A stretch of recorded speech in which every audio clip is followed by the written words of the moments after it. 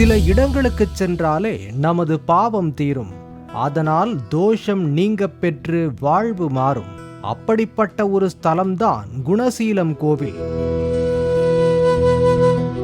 மனநோய் இருப்பவர்கள் குணசீலம் சென்று பலன் பெற்று வரும் அற்புதம் காலங்காலமாக நடந்து வரும் ஒரு அதிசயமாகும். திருப்பதி கோயிலுக்கு சென்றால் என்ன பலன் கிடைக்குமோ அந்த பலன் இக்கோவிலுக்கு சென்றாலே கிடைக்கும் என்பது ஐதீகம்.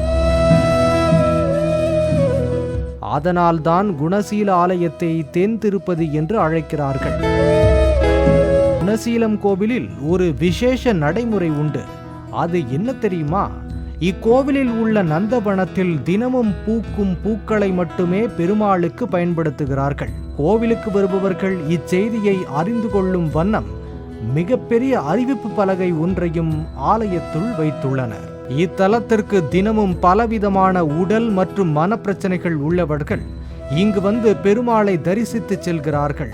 குறிப்பாக கோவில் உள்ள பூஜித்த நீரை பக்தர்கள் மேல் தெளிக்கும் நிகழ்வு தினமும் நடைபெறுகிறது. இதற்காக பல ஊர்களில் இருந்தும் பக்தர்கள் இங்கு வந்து காத்து கிடக்கின்றனர்.